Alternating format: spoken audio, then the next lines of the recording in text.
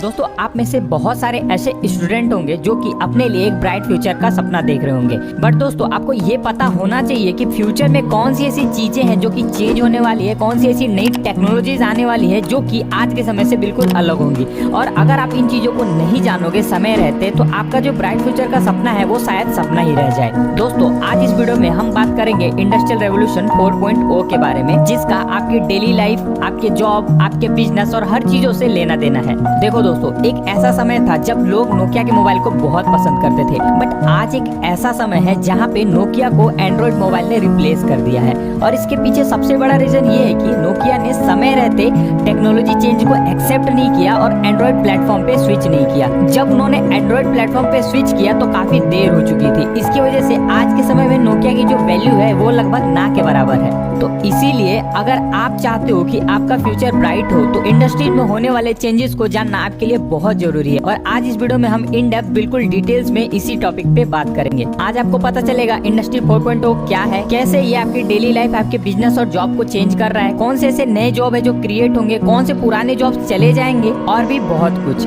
तो चलिए बिना किसी देरी के आज की इस वीडियो के मेन कंटेंट को स्टार्ट करते हैं। दोस्तों इंडस्ट्री 4.0 को समझने के लिए हमें थोड़ा पीछे जाना पड़ेगा इतिहास में। दोस्तों जो सबसे पहला इंडस्ट्रियल रेवोल्यूशन था वो स्टार्ट हुआ था 1760 में। उस समय सबसे पहले लोगों ने हैंड टू मशीन में स्विच करना स्टार्ट किया था। ये कह सकते हैं कि वो एक ऐसा दौर था जब मैकेनाइजेशन स्टार्ट हुआ था।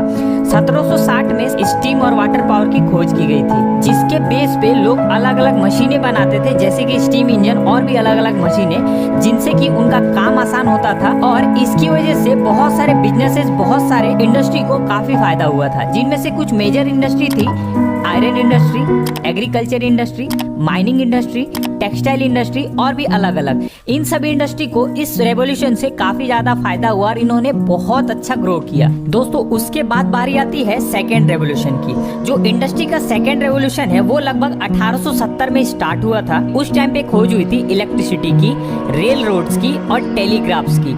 ये एक ऐसा रेवोल्यूशन था जिसने मास प्रोडक्शन के कॉन्सेप्ट को जन्म दिया। और उस टाइम का जो रेवोल्यूशन था उसको बेसिकली टेक्नोलॉजिकल रेवोल्यूशन के नाम से भी जाना जाता था। और सेकेंड रेवोल्यूशन में भी बहुत सारी कंपनियों ने ग्रो किया। मास प्रोडक्शन के कॉन्सेप्ट से बहुत सारी कंपनियों को फायदा हुआ।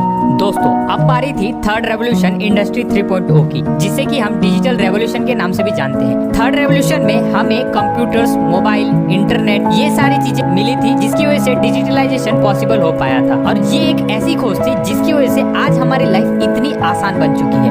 आज हमारे काम करने का तरीका, हमारे सामान खरीदने का तरीका, हमारे मैसेज को पहुंचाने का तरीका, सारी चीजें बहुत आसान हो चुकी है। शायद ये आपके बचपन में इतना आसान नहीं था जब इंडस्ट्री 3.0 की शुरुआत हो रही थी। तो इससे आपको फर्क पता चल गया होगा कि कैसे टेक्नोलॉजी अपने हिसाब से लोगों को भी 3.0 के बाद बारी आती है इंडस्ट्री 4.0 की। दोस्तों बेसिकली ये जो नाम है ये 2011 में जर्मनी में चल रहे एक प्रोजेक्ट के दौरान मिला था, जहाँ पे इंडस्ट्री 4.0 की शुरुआत हुई थी। अगर इंडस्ट्री 4.0 को आसान भाषा में समझा जाए तो हमें अब तक जो इंडस्ट्रियल रेवोल्यूशन से मिला था, जैसे कि rail road, electricity, computers, mobile, internet और भी चीजें, उसको हम इंडस्ट्री 4.0 में इम्प्रूव करेंगे। यहाँ पे कंसेप्ट आएगा इंटरकनेक्टिविटी का।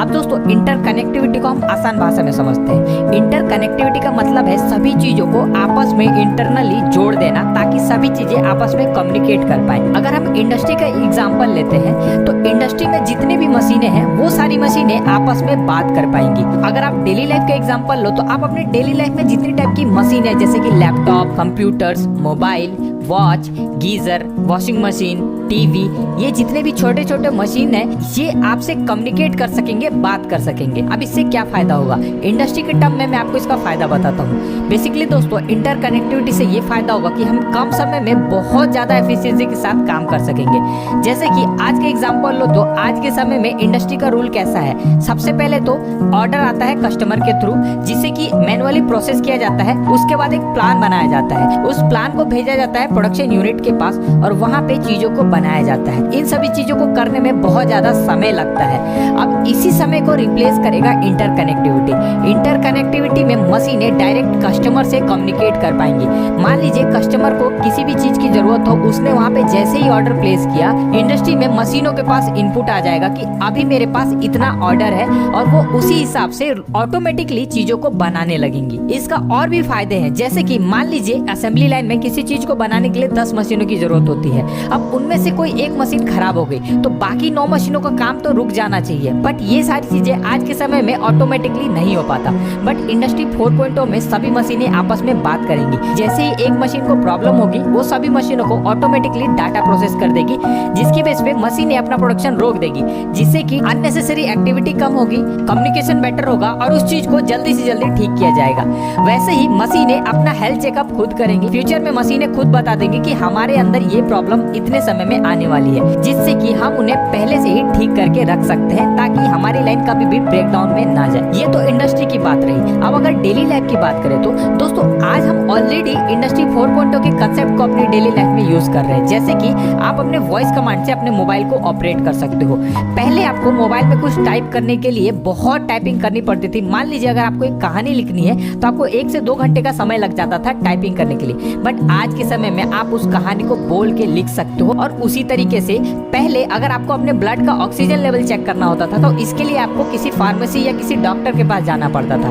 बट आज के समय में ये इतना आसान हो चुका है कि आपका स्मार्ट वॉच आपको बता देगा कि अभी आपके ब्लड में कितना ऑक्सीजन है। और ऐसी ऐसी कॉम्प्लेक्स चीजें आज के समय में आसान होती जा रही हैं। तो इससे हमारी लाइफ पे बहुत ज्यादा इफेक्ट पड़ रहा है और ये सारी चीजें हो पा रही है डाटा के बेस पे। अगर आपने ये कॉन्सेप्ट नहीं सुना कि data is the new fuel, तो आप बहुत पीछे हो। आजकल कहा जाता है